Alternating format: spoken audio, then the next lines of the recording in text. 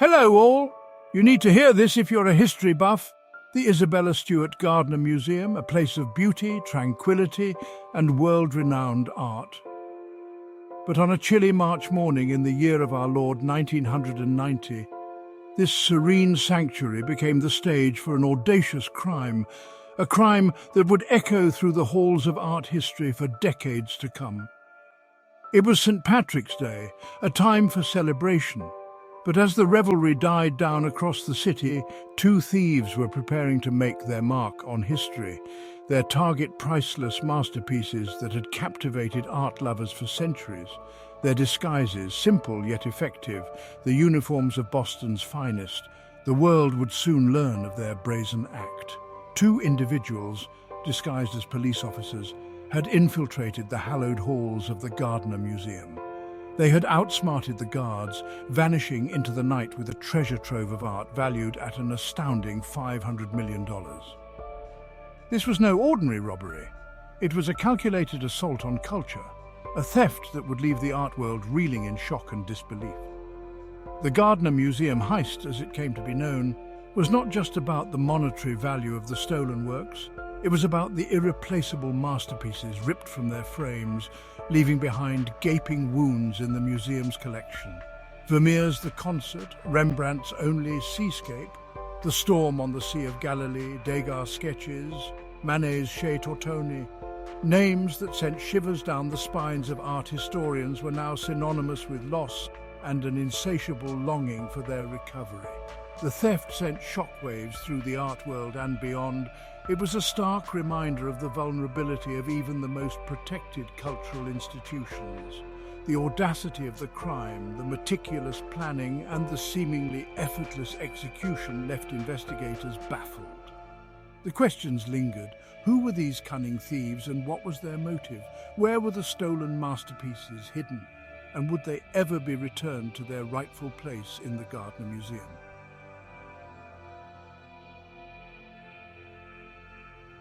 To comprehend the profound impact of the Gardner Museum heist, one must first grasp the essence of the woman whose vision brought this remarkable collection to life. Isabella Stewart Gardner, a lady of wealth, passion, and an unquenchable thirst for art, devoted her life to creating a sanctuary where beauty and knowledge could converge.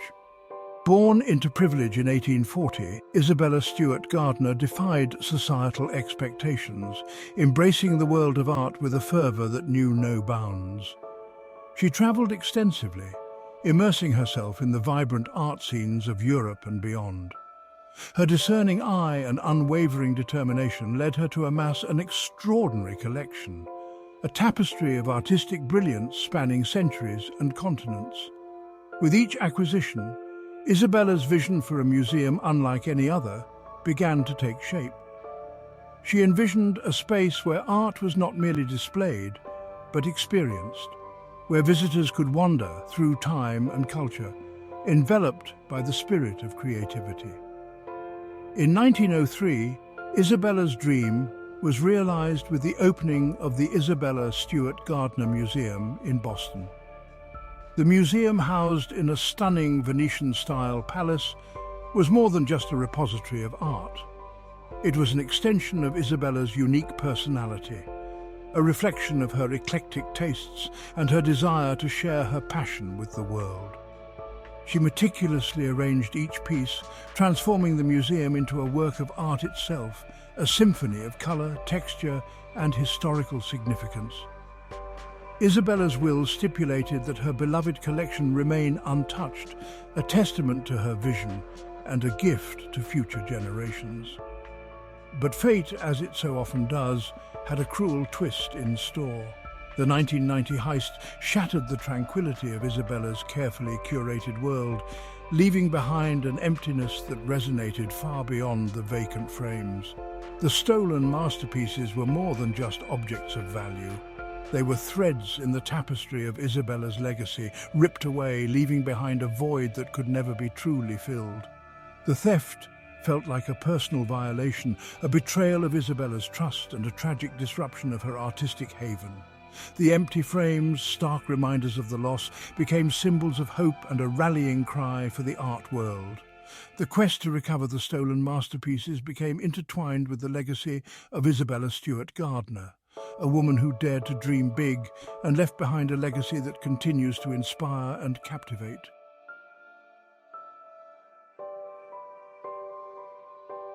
Isabella Stewart Gardner's museum was a masterpiece in its own right. 'Twas not merely the art that hung upon the walls or stood gracefully upon pedestals, 'twas the edifice itself, a symphony of architectural grandeur and intimate charm.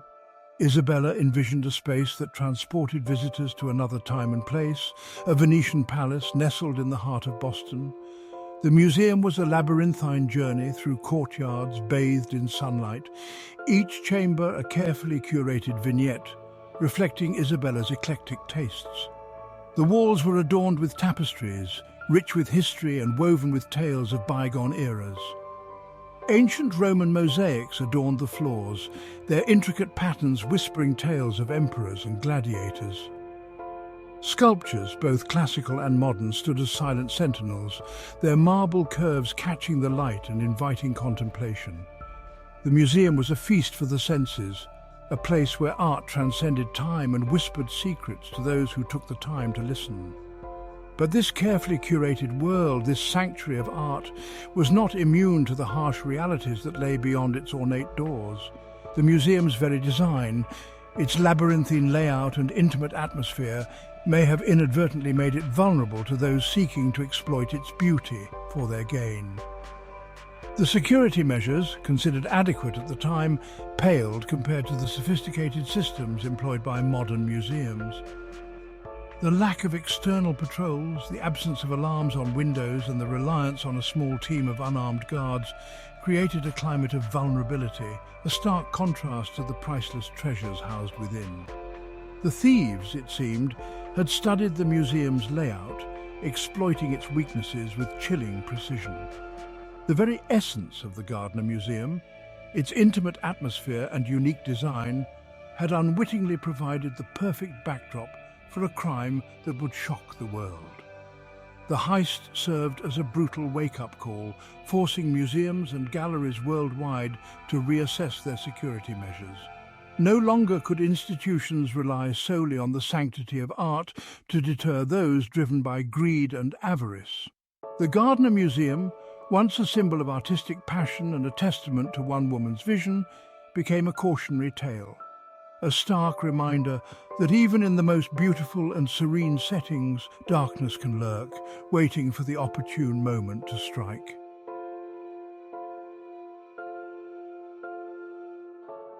The night of March 18th, 1990, settled upon Boston like any other.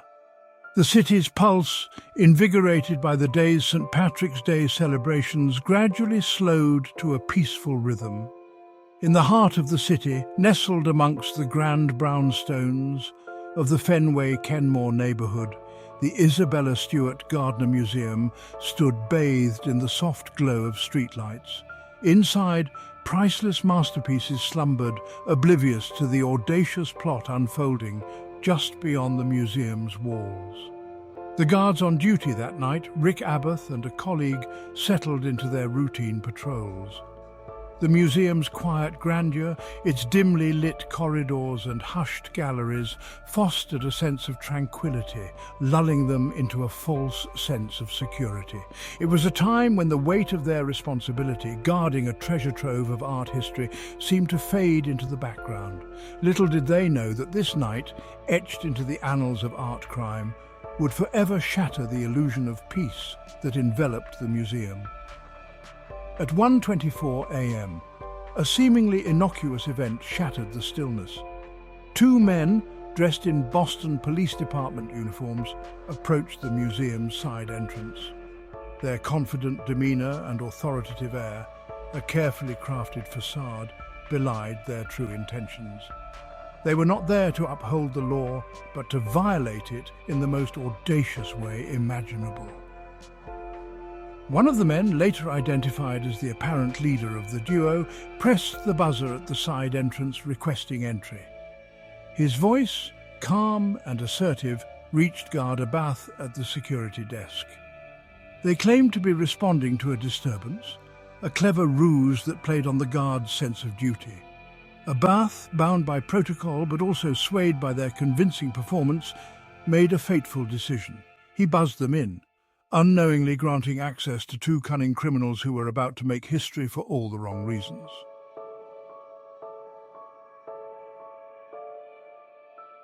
The night of March 18, 1990, settled upon Boston like any other. The city's pulse, invigorated by the day's St. Patrick's Day celebrations, gradually slowed to a peaceful rhythm. In the heart of the city, nestled amongst the grand brownstones of the Fenway Kenmore neighborhood, the Isabella Stewart Gardner Museum stood bathed in the soft glow of streetlights. Inside, priceless masterpieces slumbered, oblivious to the audacious plot unfolding just beyond the museum's walls. The guards on duty that night, Rick Abbott and a colleague, settled into their routine patrols. The museum's quiet grandeur, its dimly lit corridors and hushed galleries, fostered a sense of tranquility, lulling them into a false sense of security. It was a time when the weight of their responsibility, guarding a treasure trove of art history, seemed to fade into the background. Little did they know that this night, etched into the annals of art crime, would forever shatter the illusion of peace that enveloped the museum. At 1:24 a.m., a seemingly innocuous event shattered the stillness. Two men, dressed in Boston Police Department uniforms, approached the museum's side entrance. Their confident demeanor and authoritative air, a carefully crafted facade, belied their true intentions. They were not there to uphold the law, but to violate it in the most audacious way imaginable. One of the men, later identified as the apparent leader of the duo, pressed the buzzer at the side entrance requesting entry. His voice, calm and assertive, reached Guard Abath at the security desk. They claimed to be responding to a disturbance, a clever ruse that played on the guard's sense of duty. Abath, bound by protocol but also swayed by their convincing performance, made a fateful decision. He buzzed them in, unknowingly granting access to two cunning criminals who were about to make history for all the wrong reasons.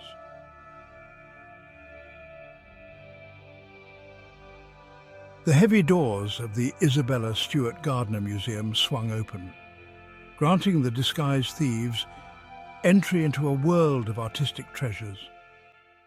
Their movements, captured on the museum's grainy security cameras, revealed a chilling blend of confidence and chilling detachment. They moved with purpose, their steps echoing through the hushed galleries, their every action a testament to the meticulous planning that had gone into this audacious heist.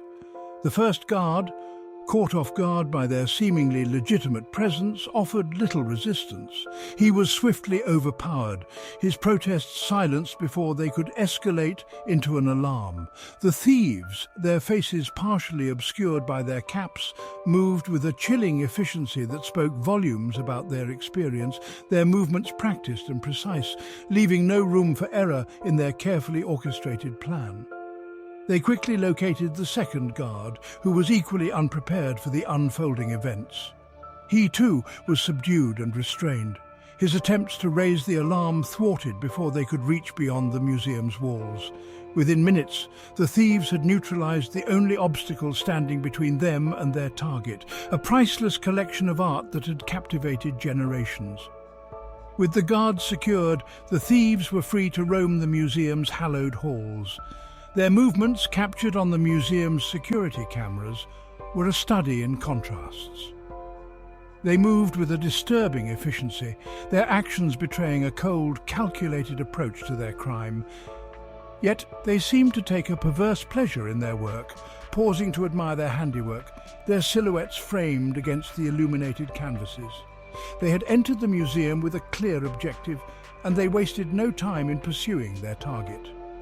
Their focus was not on indiscriminate looting, but on specific pieces, carefully chosen for their value and their ability to disappear into the shadowy world of stolen art. The thieves, it seemed, were connoisseurs of crime, their tastes as refined as the masterpieces they sought to possess.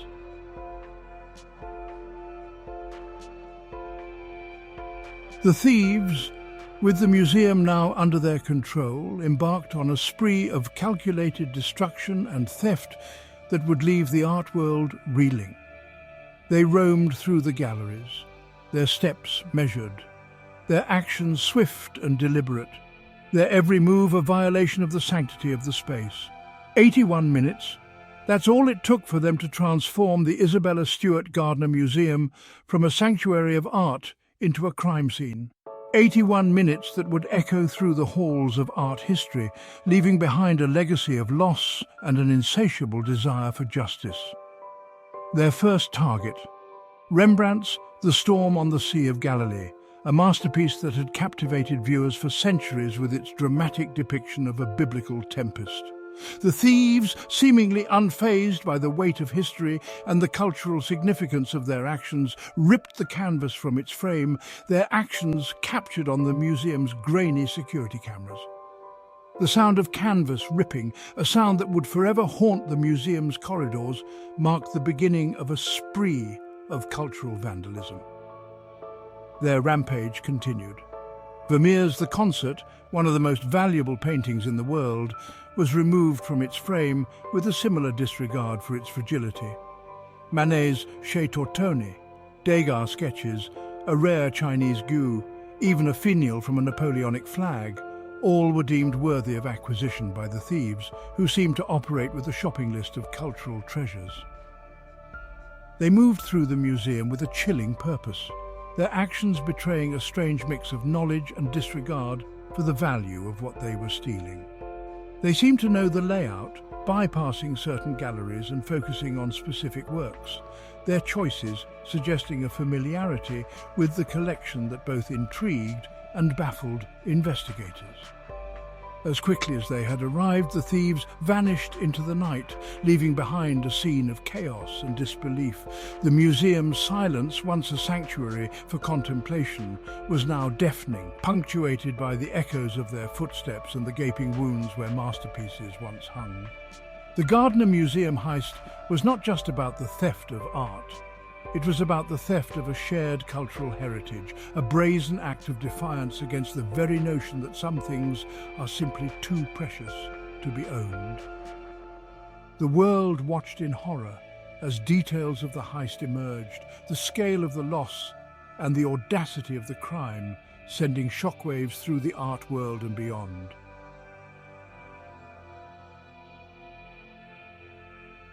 Amongst the treasures torn from the Gardner Museum's walls, Rembrandt van Rijn's The Storm on the Sea of Galilee doth stand as a particularly poignant loss. This masterpiece, painted in 1633, was not merely a testament to Rembrandt's artistic genius, but also a unique portrayal of a biblical narrative infused with the artist's signature use of light and shadow to convey drama and emotion. The painting depicted the disciples struggling against a raging tempest on the Sea of Galilee, their faces etched with fear and uncertainty as the waves threatened to engulf their small vessel. Christ, a beacon of calm amidst the chaos, doth stand serenely, his hand outstretched, commanding the storm to subside. The scene is alive with movement, the churning sea captured in shades of deep blue and green, the sails of the boat billowing in the wind. Rembrandt's signature chiaroscuro, the dramatic interplay of light and shadow, is on full display, illuminating the figures with an almost ethereal glow amidst the surrounding darkness. The painting was more than just a religious scene, it was a meditation on faith, courage, and the human capacity to find hope in the face of adversity. Its theft, a cruel twist of fate, hath robbed the world of a masterpiece whose power transcended its monetary value. The empty frame where The Storm on the Sea of Galilee once hung doth serve as a constant reminder of the loss. The museum hath chosen to leave the frame vacant, a silent testament to the hope that one day the painting shall be returned to its rightful place. The theft of this particular work resonated deeply with the art world. Rembrandt, a master of light and emotion, had poured his heart and soul into this canvas, capturing a timeless human drama against the backdrop of a raging sea. Its absence is a void, a reminder that art at its core doth speak to something deep within us, something that cannot be quantified or replaced. The quest to recover. The storm on the Sea of Galilee is more than just a search for a stolen painting. It is a search for a piece of our shared human experience, a piece that was brutally ripped away on that fateful night in 1990.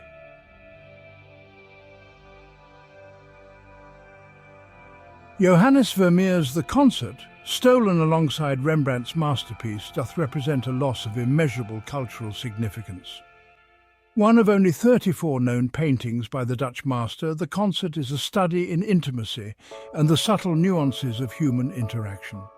The painting doth depict a scene from 17th century Dutch life, a moment frozen in time, where music serveth as a catalyst for connection and emotional resonance. 3 figures occupy a sunlit room, their postures and expressions hinting at the unspoken dialogue unfolding betwixt them. A woman seated at a harpsichord, her fingers poised delicately o'er the keys, doth command the centre of the composition. Her gaze, directed towards a man holding a lute, doth suggest a shared passion for music, their instruments acting as extensions of their emotions. A third figure, a woman standing in the background, doth observe the scene with a detached air, her presence adding an element of mystery to the narrative. Vermeer's mastery of light is evident in the way sunlight doth stream through the window, illuminating the figures and the objects in the room with an almost ethereal glow. The details are rendered with meticulous care, from the intricate patterns on the rug to the delicate folds of the woman's dress. The Concert is a masterpiece of observation, a testament to Vermeer's ability to capture the essence of human interaction with a rare sensitivity and technical brilliance. Its theft hath robbed the world of a window into a bygone era, a glimpse into the lives and emotions of people who lived centuries ago. The painting's absence is a gaping wound in the art world, a constant reminder of the fragility of our cultural heritage. The empty frame where the concert once hung is a poignant symbol of this loss. It doth stand as a silent plea for the return of a masterpiece that belongeth not to one museum, but to all of humanity. The quest to recover the concert is a testament to the enduring power of art, its ability to transcend time and circumstance, to connect us to the past and to each other. The hope remaineth that one day this masterpiece shall be returned to its rightful place, its silent song once again filling the halls of the Isabella Stewart Gardner Museum.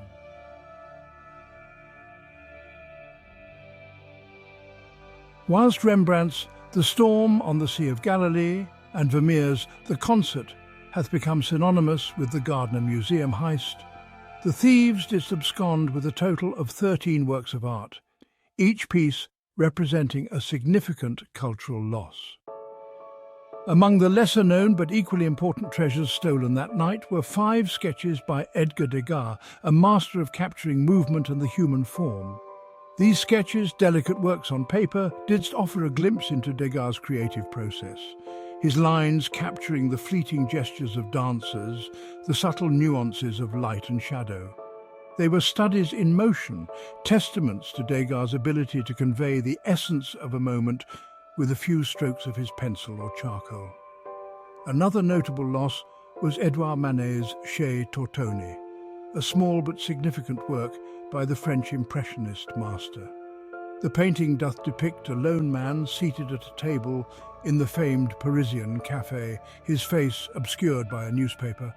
'Tis a snapshot of Parisian life, a moment of quiet contemplation amidst the bustle of the city. Manet's mastery of light and shadow is evident in the way he captures the atmosphere of the café, the play of light on the tables and chairs, the subtle glow of gaslight illuminating the scene. Chez Tortoni may not have been as grand in scale as some of the other stolen works, but it did represent a valuable piece of art history, a glimpse into a specific time and place. The Thieves also didst make off with a rare and ancient Chinese gu, a bronze vessel dating back to the Shang dynasty. This gu, adorned with intricate carvings, was more than just a decorative object. It was a tangible link to a distant past, a testament to the artistic traditions of a civilization that flourished thousands of years ago.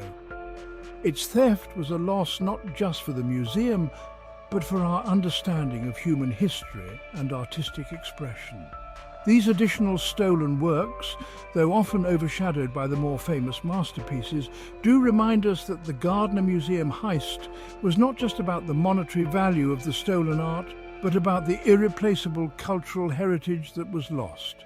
Each piece, from the grandest Rembrandt to the smallest Degas sketch, did represent a thread in the tapestry of art history, a thread that was brutally severed on that March night in 1990. The quest to recover these treasures is a quest to restore the integrity of our cultural heritage, to piece together the fragments of a story that was so carelessly disrupted.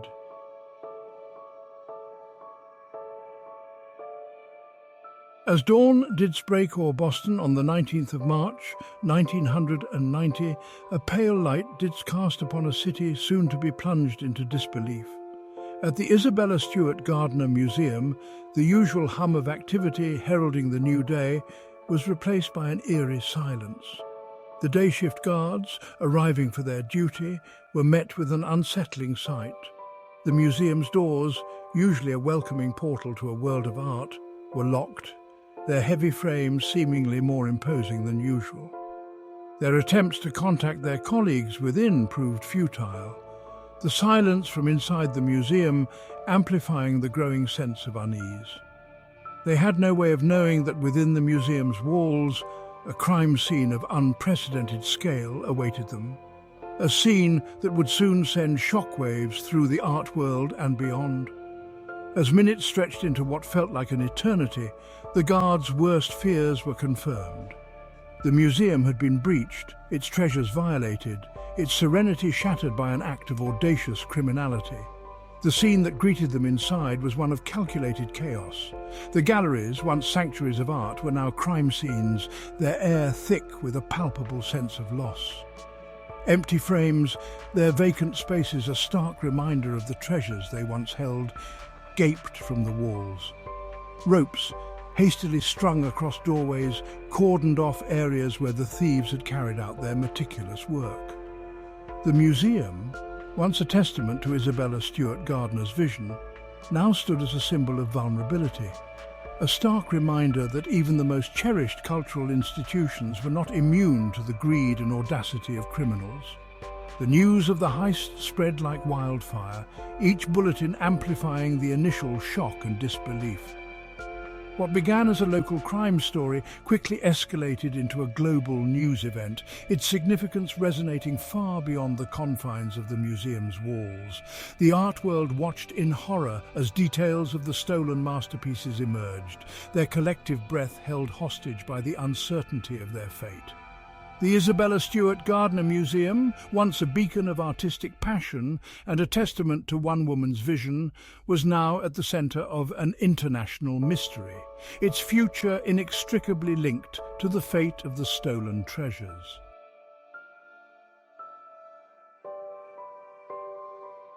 The magnitude of the Gardner Museum heist didst demand a swift and decisive response, and the Federal Bureau of Investigation wasteth no time in taking the lead.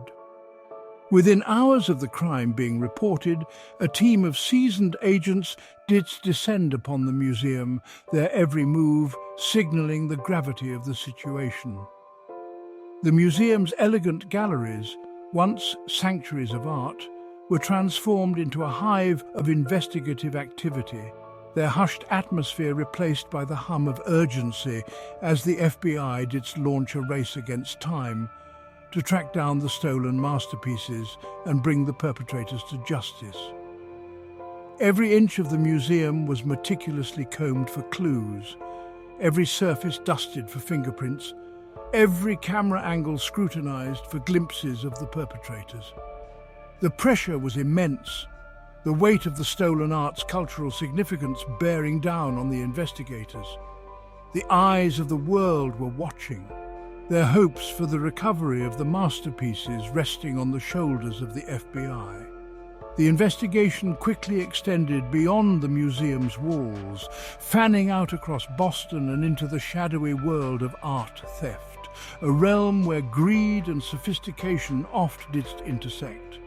Leads were meticulously pursued, informants cultivated, and the murky underbelly of the art world probed for any information that could lead to the recovery of the stolen treasures. The FBI, accustomed to dealing with complex criminal enterprises, recognized that the Gardner heist was no ordinary art theft. The audacity of the crime, the meticulous planning, and the seemingly effortless execution pointed to a well-organized and well-connected group of individuals, their motives as elusive as the masterpieces they had stolen. As days turned into weeks, and weeks into months, the investigation did intensify. The FBI, working tirelessly behind the scenes, pursued every lead, no matter how tenuous. The pressure to solve the case, to bring closure to the museum and the art world, was relentless. The Gardner heist had become a personal crusade for many within the FBI, a test of their investigative prowess and their dedication to safeguarding cultural heritage. The stolen masterpieces, once admired for their beauty and historical significance, were now pawns in a high-stakes game of cat and mouse. Their fate hanging in the balance as the FBI navigated the treacherous world of art theft, determined to bring the perpetrators to justice and return the stolen treasures to their rightful place.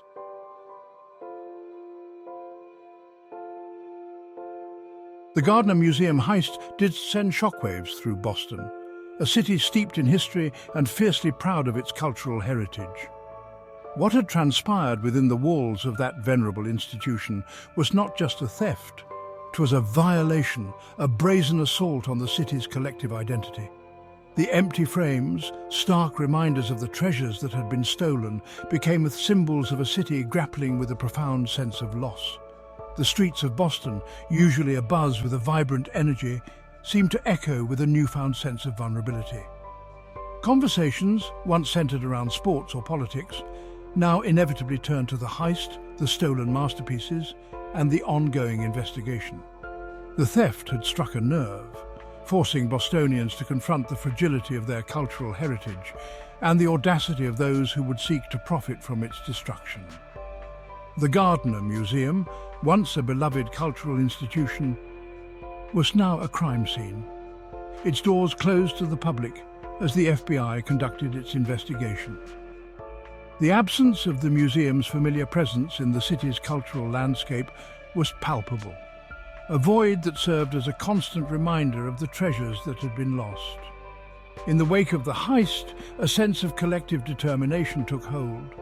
Bostonians, united in their grief and outrage, rallied around the museum, offering support and demanding justice.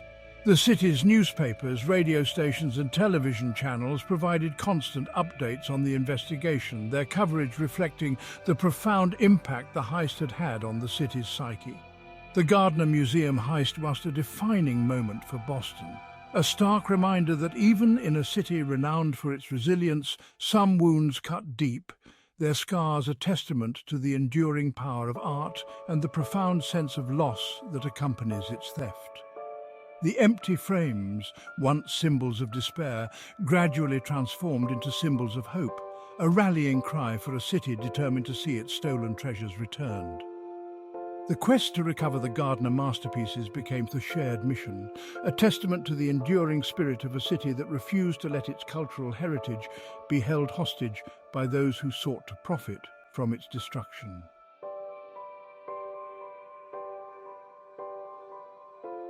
The audacity and precision of the Gardner Museum heist left investigators grappling with a frustrating paradox, a crime seemingly committed in plain sight, yet shrouded in a veil of mystery. The thieves, their faces obscured by their disguises, had vanished into the night, leaving behind a trail of unanswered questions that fueled a frenzy of speculation and rumor. The art world, accustomed to the quiet contemplation of masterpieces, was now abuzz with theories, each whisper adding another layer to the enigma surrounding the stolen treasures. The investigation, a complex tapestry woven from forensic evidence, eyewitness accounts, and the shadowy world of art theft yielded tantalizing clues, but no definitive answers. The empty frames, stark reminders of the treasures they once held, seemed to mock the efforts of even the most seasoned investigators, their blank canvases reflecting the uncertainty that clouded the case. The FBI, tasked with unraveling the truth behind the heist, found themselves navigating a labyrinth of possibilities. Who were the masterminds behind this audacious crime? What motivated them to target the Gardner Museum, a seemingly unconventional choice for even the most seasoned art thieves? And where were the stolen masterpieces hidden? Their whereabouts a closely guarded secret, known only to those who had orchestrated their disappearance. The early days of the investigation were marked by a sense of urgency, a race against time to track down the thieves before the trail ran cold. Leads, some promising, others leading to dead ends, were meticulously pursued. The FBI, accustomed to dealing with complex criminal enterprises, recognized that the Gardner heist was no ordinary art theft. The meticulous planning, the seemingly effortless execution, and the audacious choice of targets pointed to a group of individuals with a deep understanding of the art world, its vulnerabilities, and the dark underbelly of the art market, where stolen masterpieces could be traded like commodities. As the investigation unfolded, a cast of characters emerged, each with their own connection to the art world, their motives as varied as the treasures that had been stolen. Dealers, collectors, conmen, and criminals all found themselves drawn into the orbit of the Gardner heist, their lives and secrets intertwined with the fate of the stolen masterpieces.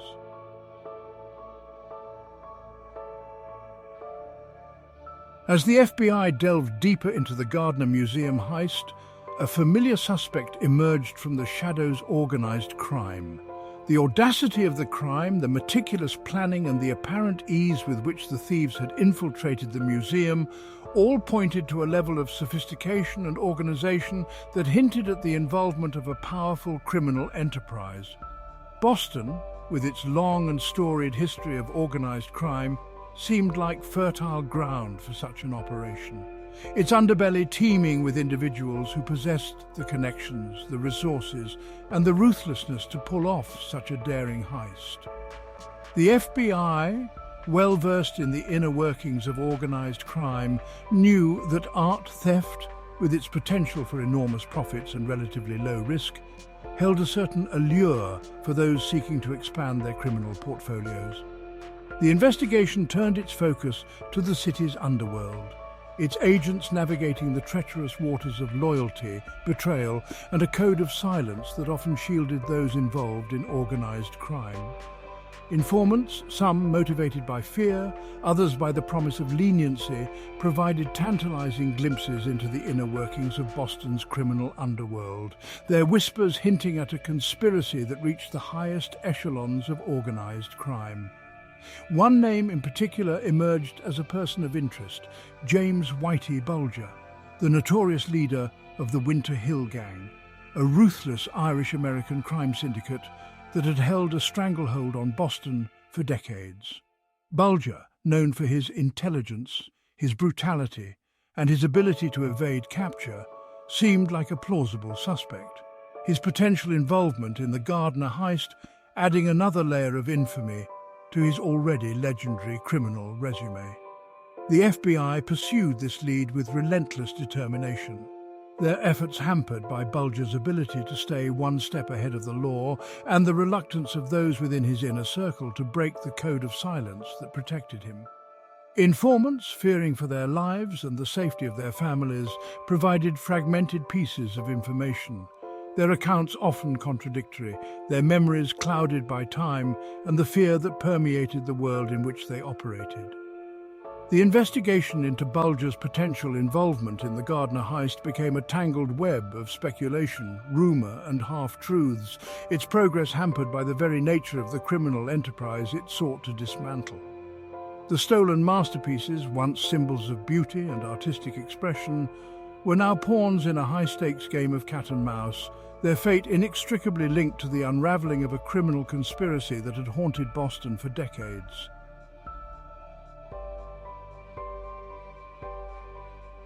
Dead ends and false hope. The trail runs cold, then flickers again.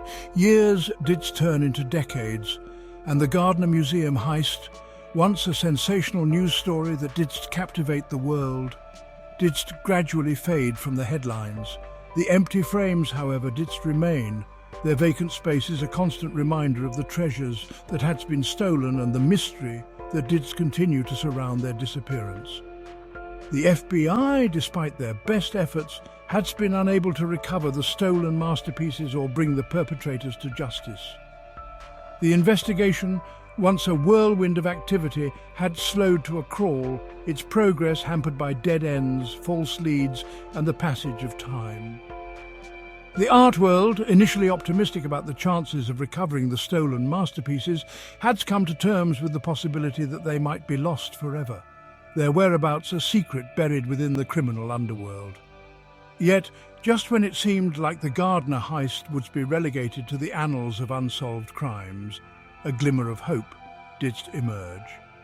In 2013, the FBI didst announce a major break in the case, claiming to have identified the thieves as members of a criminal organization based in New England and the Mid-Atlantic. While the FBI didst decline to publicly name the suspects, citing the ongoing investigation, their announcement did send a jolt of excitement through the art world, rekindling the hope that the stolen masterpieces might one day be recovered. The FBI's announcement, however, was short on specifics. They didst reveal that the trail had led them to a network of criminals involved in art theft, drug trafficking, and money laundering, their operations spanning multiple states. They didst believe that the stolen masterpieces had been moved through this network, their whereabouts obscured by a complex web of transactions and intermediaries. Despite their confidence, the FBI didst face an uphill battle. Key figures in the criminal organization had since died, their secrets going with them to the grave. The stolen masterpieces, if they still existed, were likely hidden in a private collection, their true ownership shrouded in layers of secrecy. The Gardner Museum heist, once a symbol of loss and frustration, had taken on new life, its narrative now one of resilience and the enduring power of hope. The empty frames, once stark reminders of what had been stolen, now represented the possibility of a future where the stolen masterpieces might once again grace the museum's walls. Their return a testament to the unwavering dedication of those who refused to let this audacious crime fade into obscurity.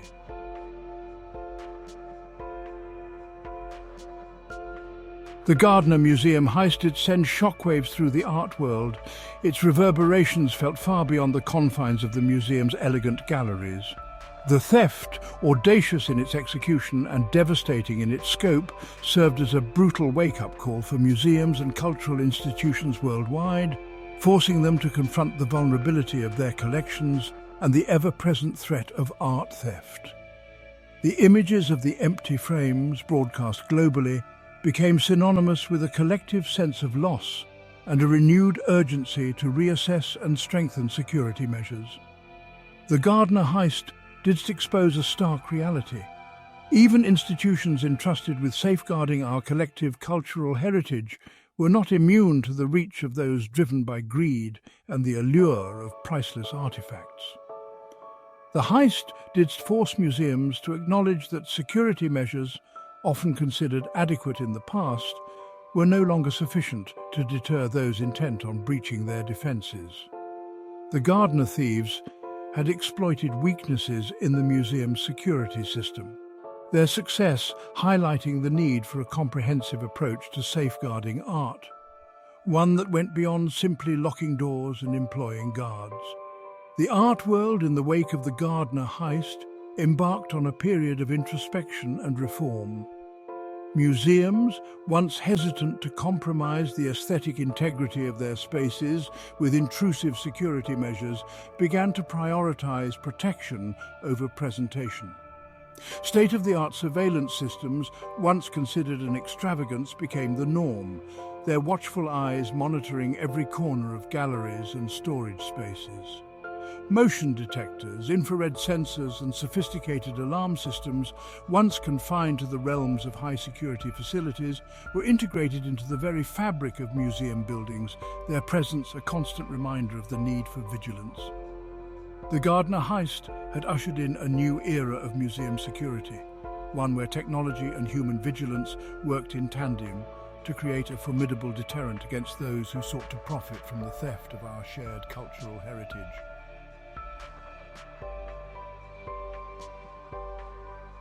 The impact of the Gardner Museum heist extended far beyond the realm of enhanced security measures.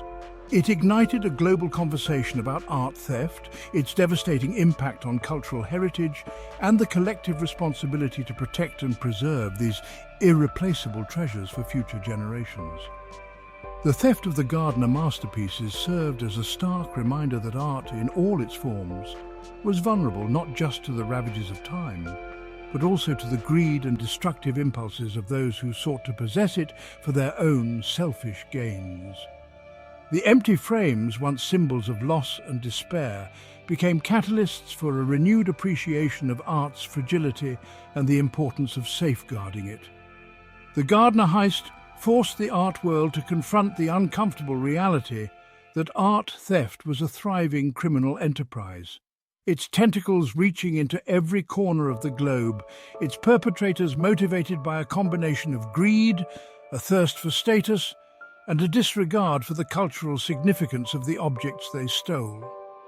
The heist highlighted the need for greater collaboration between law enforcement agencies, museums, and the art market to combat this illicit trade and bring those responsible to justice. The Gardner heist also underscored the importance of public awareness in the fight against art theft. The public, once largely oblivious to the scale and sophistication of this criminal enterprise, became more attuned to the stories behind stolen art, the individuals and institutions working tirelessly to recover it, and the importance of reporting any information that could lead to its safe return. The Gardner heist, though a tragedy in its own right, had inadvertently sparked a movement, a collective effort to protect and preserve our shared cultural heritage for generations to come. The empty frames, once symbols of loss, now represented a call to action, a reminder that the fight against art theft was far from over, and that it required a concerted effort from individuals, institutions, and governments alike to ensure that the treasures that enrich our lives were not lost to the shadows of the criminal underworld.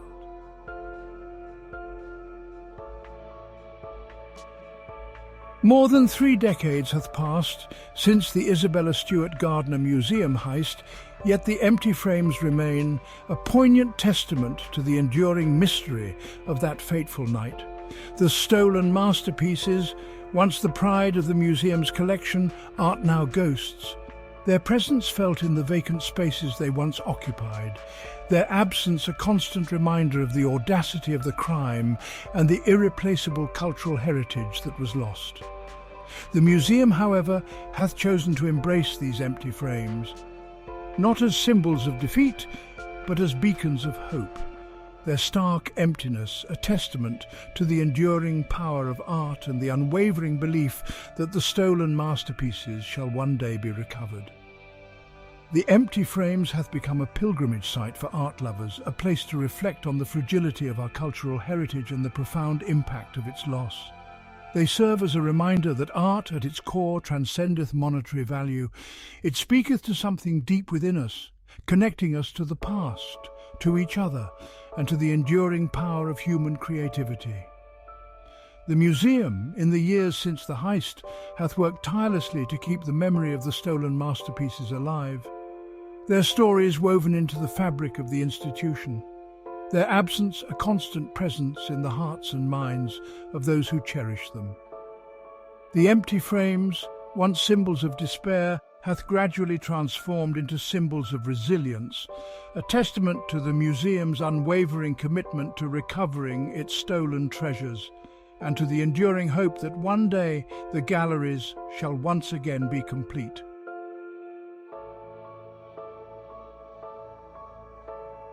The Isabella Stewart Gardner Museum heist, though a tragedy in its own right, hath had an unintended yet profound impact on the art world and beyond. It hath forced us to confront the vulnerability of our cultural heritage, the audacity of those who would seek to profit from its destruction, and the collective responsibility we all share to protect and preserve these irreplaceable treasures for future generations. The empty frames, once symbols of loss, now serve as a call to action, a reminder that the fight against art theft is far from over.